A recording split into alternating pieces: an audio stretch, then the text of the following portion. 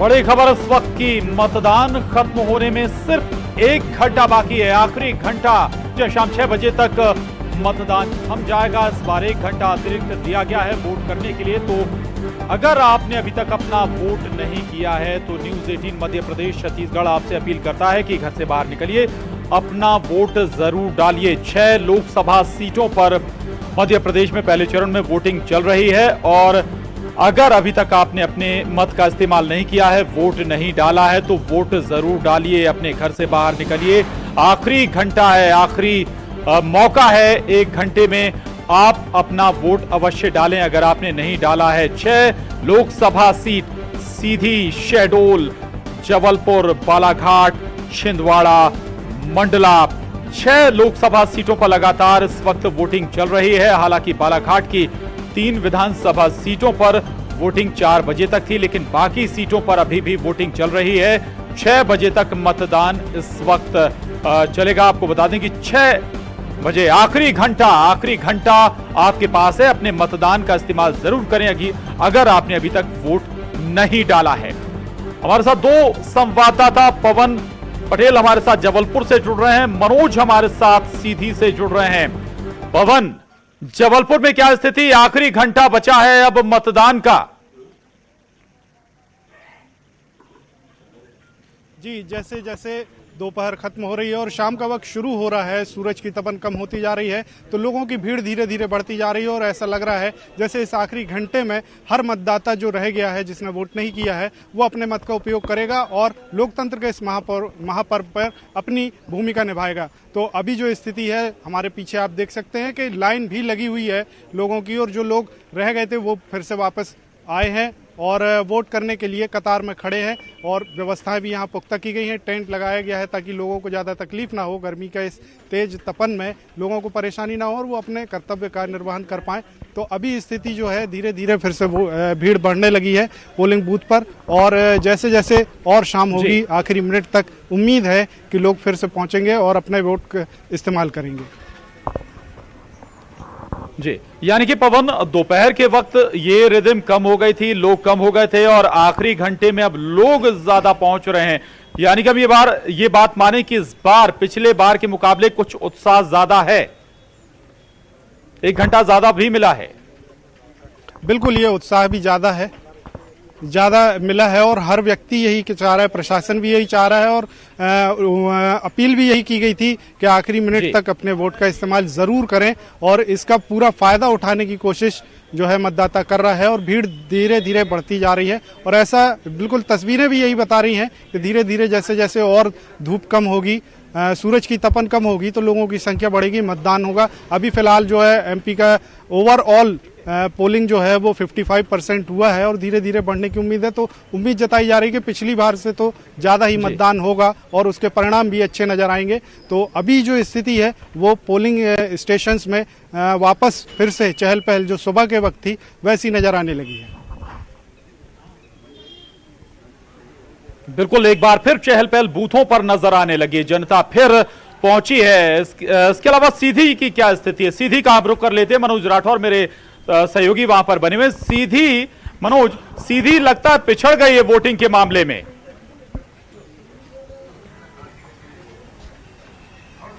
जी बिल्कुल प्रशांत, 2377 polling booth पर अभी तक करीब 47% जो है वोटिंग हुई है। हालांकि यदि हम 2014 की बात करें तो 2014 में 10% अभी जो मौजूदा वोटिंग है उससे ज्यादा हुई थी। 57% वोटिंग 2014 में हुई थी। हालांकि अभी 1 घंटे का वक्त बचा और इस 1 घंटे को बताया जा रहा है कि इसी 1 घंटे में जो ठंडाई जो मौसम में आई है उसी के कारण लोगों की जो कतारें जो कम हुई थी करीब 1 बजे से लेकर 4 बजे तक के बीच में, वो कतारें अब फिर से बेसी ही नजर आने लगी, जो कि सुबह से लेकर 12 बजे तक दिखाई दे रही थी।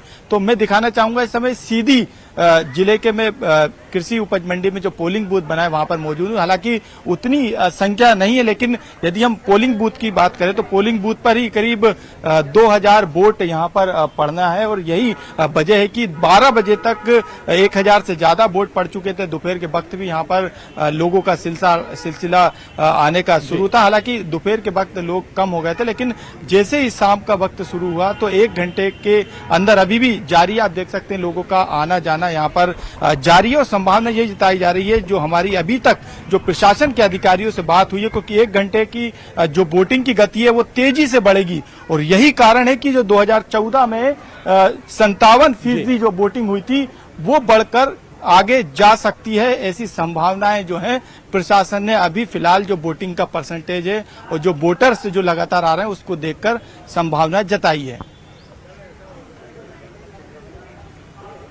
2014 का जिक्र कर रहे हैं आप मनोज, 2008-9 का भी जिक्र कर लें हम। उस दौरान 2009 में जो वोटिंग हुई थी उससे 8% 2014 में बढ़ा था। इस बार अगर बढ़े ना तो कम से कम ये आशा बांधी जा सकती है कि 2014 जितने वोट पड़े थे कम से कम उतने जरूर पड़ेंगे। मनोज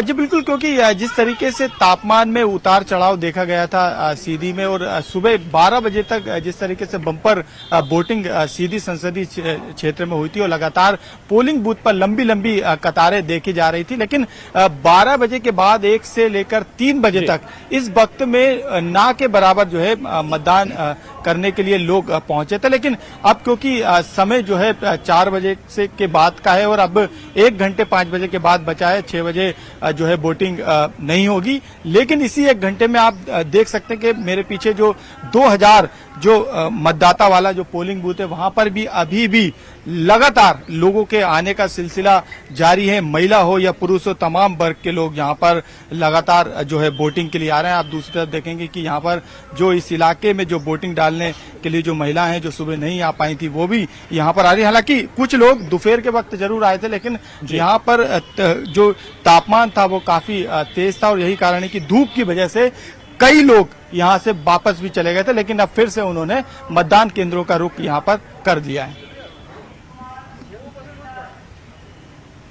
बिल्कुल, मतदान केंद्रों का रुख किया है। सीधी जरूर थोड़ा सा पिछड़ रहा था, लेकिन अब जैसा कि मनोज बता रहे हैं रिदम बढ़ी है। अब सीधी में भी लोग बूथों पर पहुंच रहे हैं अपने मत का इस्तेमाल करने के लिए। 57% 2014 में मत पड़े थे, लेकिन अभी अब आशा ही की जा रही है कि लगभग इसके आसपास हो जाए। लेकिन बाकी जो सीटें हैं, चाहे हम जबलपुर की बात करें, छिंदवाड़ा की बात करें, बालाघाट की बात करें, मंडला की बात करें, सभी जगह वोटिंग अच्छी चल रही है। और ये कहां जा रही है, क्या किसको फायदा पहुंचाएगी, किसके पक्ष में जा रही है, इस पर भी हम बात करेंगे। हमारे साथ विशेषज्ञ मौजूद हैं, राजनीतिक दलों के नुमाइंदे इस वक्त मौजूद हैं। परिचय आपका करा देते हैं। हमारे साथ वरिष्ठ पत्रकार गिरिजा शंकर जी इस वक्त न्यूज रूम में मौजूद हैं। साथ ही रजनीश अग्रवाल जी बीजेपी से हमारे साथ मौजूद हैं और विभा पटेल जी कांग्रेस से हमारे साथ इस वक्त न्यूज रूम में मौजूद हैं। गिरिजा शंकर जी, वोट प्रतिशत अगर हम सीधी को छोड़ें तो बाकी जगह लगभग अच्छी रफ्तार में आगे बढ़ा और लग रहा है कि जो पिछला रिकॉर्ड है उसके आसपास या हो सकता है कि उससे 1-2% ज्यादा हो जाए। कहां जाता दिख रहा है चुनाव? नहीं, चुनाव पर जो वोटिंग है, वोटिंग आप देखेंगे हर चुनाव में पिछले चुनाव से बढ़कर वोटिंग होती है। आप 9 की बात कर रहे थे, आप उसके और पहले जाएंगे तब भी तो वोटिंग परसेंटेज तो बढ़ेगा। और वोटिंग परसेंटेज बढ़ने या घटने का चुनाव परिणाम से कोई ताल्लुक हो ऐसा बिल्कुल नहीं है। हम बहुत सारे ऐसे चुनाव के आंकड़े देखें पुराने, तो जहां पर वोटिंग परसेंटेज बढ़ा है वहां किसी पॉलिटिकल पार्टी को निश्चित रूप से लाभ मिला हो, या जहां पर वोटिंग परसेंटेज कम हुआ है तो किसी पार्टी को नुकसान हुआ हो, ऐसा नहीं हुआ, उसका कोई ताल्लुक नहीं है। लेकिन वोटिंग परसेंटेज बढ़ने का एक बड़ा जो कारण है वो लोगों में जागरूकता है। इलेक्शन कमीशन अरबों रुपए खर्च कर रही है इसमें।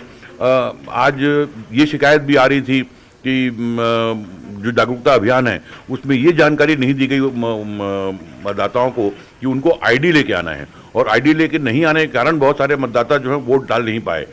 बावजूद इसके यदि ये वोटिंग परसेंटेज बढ़ रहा है तो ये एक अच्छी खबर हो सकती है लोकतंत्र की मजबूती के लिहाज से।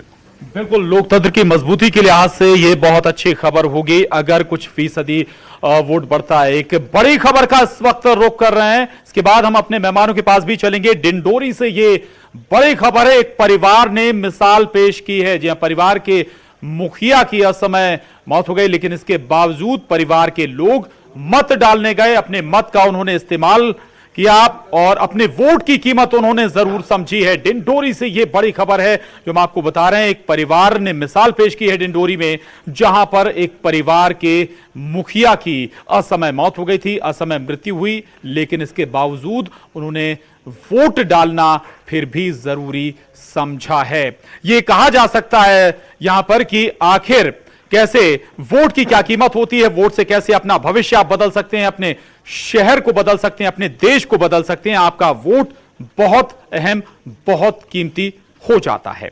हम बात कर रहे थे आखिर कैसे जो मत प्रतिशत है वो बढ़ रहा है, और हो सकता है सीधी को छोड़ दिया जाए तो बाकी जो लोकसभा सीटें हैं वहां पर कुछ बेहतर मत प्रतिशत इस बार देखने को मिले। रजनीश जी, जो विचार गिरिजाशंकर जी के हैं वही आपके हैं या कुछ लगता है आपको बदलाव? देखिए, ये बात सच है जो गिरिजाशंकर जी कह रहे हैं कि जागरूकता बढ़ी है मतदाताओं में, और आप मीडिया के लोगों ने भी उसमें बहुत भूमिका निभाई है, सोशल मीडिया ने भूमिका निभाई है, तो इसलिए भी मतदान प्रतिशत बढ़ता है। लेकिन हर मतदान प्रतिशत बढ़ने के अपने राजनीतिक परिणाम के तौर पर भी निहितार्थ निकाले जाते हैं, और उसके विश्लेषण कई बार सच भी साबित होते हैं। आप सीधी की बार बार जिक्र कर रहे हैं, मुझे लगता है कि आप 57% पिछले चुनाव का बता रहे हैं, और अभी जो 3 बजे तक की रिपोर्टिंग है मुझे लगता है 57% पार करेगा, 60 को भी पार कर सकता है। जी, आपको लगता है 60 भी पार कर सकता है? विभा जी, कहां जा रहा है चुनाव? जो वोटिंग प्रतिशत इस वक्त संकेत मिल रहे हैं उससे? देखिए, निश्चित तौर से जैसे गिरिजाशंकर जी ने कहा कि आज चुनावी जागरूकता जो चुनाव की हुई है उसमें मतदान करने का सबके प्रति रुझान भी बढ़ा है। मीडिया ने भी उसमें अपनी भूमिका निभाई है, और कुल मिलाकर जो परिस्थितियां हैं, जैसे आज मतदाता इस बात को समझ रहा है कि उसके मत का उपयोग होना चाहिए, और न मत नहीं देने से कहीं ना कहीं लोकतंत्र में उसकी भागीदारी सुनिश्चित नहीं हो पाती है। लेकिन जो चुनाव के प्रतिशत बढ़े हैं उसमें सबसे पहले तो मतदाता की जागरूकता ही हम कहेंगे, और उसके साथ साथ उनके क्षेत्र के जो जनप्रतिनिधि जो बनने वाले हैं उन लोगों का जो काम करने का तरीका रहता है उसमें भी मतदान प्रतिशत बढ़ते हैं, और कई बार वो नतीजे में परिवर्तित भी होते हैं। बिल्कुल, एक सीट की जरूर यहाँ पर जिक्र करना चाहेंगे। 65% अभी तक बता रहा है कि छिंदवाड़ा में मतदान हो चुका है। हालांकि छिंदवाड़ा का प्रतिशत इससे कहीं ज्यादा रहा है। छिंदवाड़ा एक ऐसी सीट है जो गढ़ कही जाती है कांग्रेस की, और उसमें जो मत प्रतिशत है अगर वो लगभग वहां तक पहुंचता है तो जरूर उसके कुछ मायने हो सकते हैं। अगर कुछ कम ज्यादा होता है तो उसके भी कुछ मायने हो सकते हैं। अगर कुछ प्रतिशत कुछ जहां पर लगातार ज्यादा होता रहा है, छिंदवाड़ा अगर 1-2% घट जाए तो इसके अलग मायने निकाले जाएंगे क्या? नहीं, मैं नहीं समझता कि इससे कोई अलग मायने निकाले जाएं। यदि पुराने चुनाव परिणाम हम देखते हैं तो ये जो 2-3% का कम अंतर होता है, वोटिंग कम हो या वोटिंग अधिक हो, उसके बहुत राजनीतिक मायने नहीं होते। दूसरी बात आप देखिए कि वोटिंग परसेंटेज बढ़ने का एक बड़ा कारण ये भी है कि जागरूकता के स्तर पर हम देखते हैं कि जो दूर इलाकों में लोग हैं उनमें जागरूकता है, लेकिन जो एलीट क्लास है, शहरों में रहने वाले लोग हैं, उनको लेकर शिकायत रही है हमेशा कि वो वोट करने नहीं जाते या वोट बहुत कम करते हैं। लेकिन ट्रेंड पिछले 2-3 चुनाव से बदला है।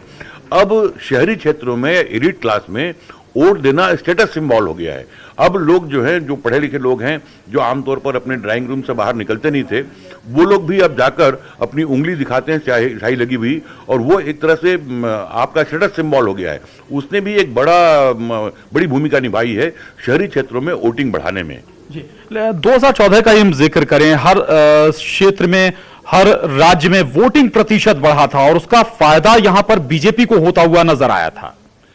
वोटिंग परसेंटेज बढ़ने का फायदा बीजेपी को हुआ हो ऐसा नहीं है। यदि उसको आप सूक्ष्म रूप से विश्लेषण करेंगे तो वो जो फायदा यदि उस तरह होता तो 31% में सरकार नहीं बनती। वो वोटिंग परसेंटेज जो बढ़ा है उसका यदि लाभ मिलता तो वोटिंग परसेंटेज तो हर चुनाव में बढ़ता है, लेकिन इसका जरूरी नहीं 2004 में यदि सरकार बनी कांग्रेस की तो वोटिंग परसेंटेज तब भी बढ़ा था। 2014 में सरकार बनी बीजेपी की तब भी वोटिंग परसेंटेज बढ़ा है। सवाल यह है कि वोटिंग परसेंटेज बढ़ने का लाभ पॉलिटिकल पार्टी को तभी मिलेगा जब वो अपने वोट का मोबिलाइजेशन करती है।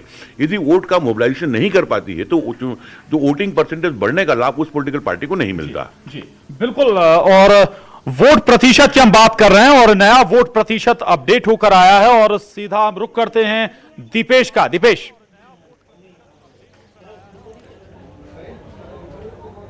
बिल्कुल प्रशांत, तो इस वक्त मैं मैजिक बॉल पर हूं और यहां से मैं पहले आपको सिनेरियो बताता हूं कि 2009 और 2014 में किस तरह का देश का लोकसभा चुनाव का सिनेरियो रहा है। सबसे पहले आप पूरा भारत देख पा रहे हैं, ये 2014 का रिजल्ट का है, जहां पर आप साफ तौर पर देख पा रहे हैं किस तरह से ये पूरा भगवा रंग में रंगा हुआ नजर आ रहा है। तो वहीं अगर 2009 का जिक्र करते हैं तो 2009 में ये जस्ट उलट था, जो 2014 में मोदी लहर की वजह से परिवर्तित हुआ। अब 2019 में क्या सिनेरियो रहता है, ये 23 मई के बाद की स्पष्ट हो पाएगा।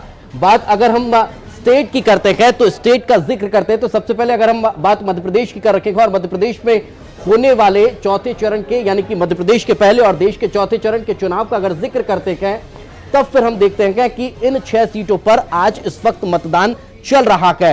इन 6 सीटों में हम अगर छिंदवाड़ा का जिक्र करें तो एकमात्र छिंदवाड़ा सीट ऐसी थी जो 2014 में कांग्रेस के ही खाते में थी। मोदी लहर के बाद भी यहां पर कमलनाथ इस सीट को बचाने में कामयाब हुए थे। इसके अलावा की जो 5 सीटें हैं, इसके अलावा जो 5 सीटें हैं वो कहीं ना कहीं बीजेपी के खाते में गई थी और ये सीटें कहीं ना कहीं अब बहुत ज्यादा प्रभावित होती दिखाई दे रही हैं। 2019 के रिजल्ट में आखिर क्या निकलकर सामने आता है वो 23 मई के बाद स्पष्ट होगा, लेकिन मुकाबला बड़ा दिलचस्प है। छिंदवाड़ा का अगर हम जिक्र कर रखे हैं तो वहां पर कांग्रेस की तरफ से नकुलनाथ चुनाव मैदान में उतरे हुए हैं। नकुलनाथ कहीं ना कहीं कमलनाथ की विरासत को आगे बढ़ाने का काम करते हुए दिखाई दे रहे हैं। ये काफी हाई प्रोफाइल सीट है। बात अगर इसके अलावा हम करते हैं दूसरी सीटों की तो वहां पर भी मुकाबला कहीं ना कहीं दिलचस्प होता दिखाई दे रहा है। हम बात करते हैं मंडला की तो फग्गन सिंह कुलस्ते यहां पर चुनाव मैदान में एक बार फिर से बीजेपी की तरफ से उतरते हुए दिखाई दे रहे हैं। वहीं हम बात कर रहे हैं माधुरी सिंह और प्रमिला सिंह की, तो वे भी कहीं ना कहीं चुनाव मैदान में है और कांटे की टक्कर इनके बीच भी देखने को मिल रही है। ये जो सिनेरियो है ये किस तरह से 23 मई के बाद परिवर्तित होता है, ये चुनाव परिणाम आने के बाद की स्पष्ट हो पाएगा। चलिए आगे बढ़ते हैं और जिक्र करते हैं कि अभी तक का वोटिंग परसेंटेज आखिर किस तरह का रहा है। वोटिंग परसेंटेज में अगर सबसे पहले बात करेंगे सीधी की तो सीधी का वोटिंग परसेंटेज रहा है 46.85%, यानी कि लगभग 47% वोटिंग परसेंटेज सीधी का नजर आ रहा है। वहीं अगर सीधी के बाद बात शहडोल की जाए तो वहां पर भी वोटिंग परसेंटेज बढ़ता हुआ दिखाई दे रहा है।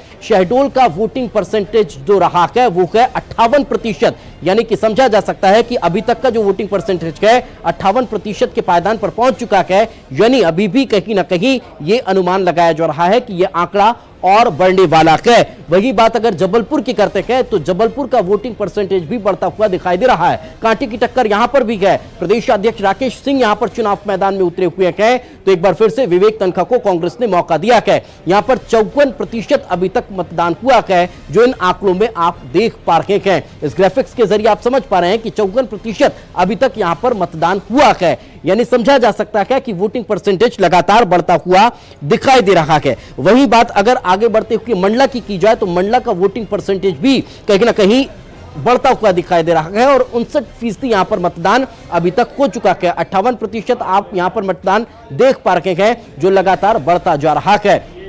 वहीं आगे बढ़ के अगर बात बालाघाट की जाए तो वहां पर भी वोटिंग परसेंटेज बढ़ता हुआ दिखाई दे रहा है। बालाघाट में आंकड़ा 60% पहुंच चुका है। 60% बालाघाट में मतदान हुआ है, यानी कि अभी तक के आंकड़ों का अगर जो जिक्र हम कर रहे हैं वहां पर बालाघाट में वोटिंग परसेंटेज ज्यादा नजर आया है। वहीं सबसे हाई प्रोफाइल सीट जहां पर ये कह सकते हैं कड़ा मुकाबला तो नहीं है, लेकिन वहां पर लहर के बावजूद भी कांग्रेस अपनी सीट बचाने में कामयाब रहती है। छिंदवाड़ा में अभी तक सबसे ज्यादा वोटिंग परसेंटेज देखने को मिला है, वो है तकरीबन 67% मतदान यहां पर हुआ है। तो प्रशांत ये पूरा सिनेरियो है इन 6 सीटों का।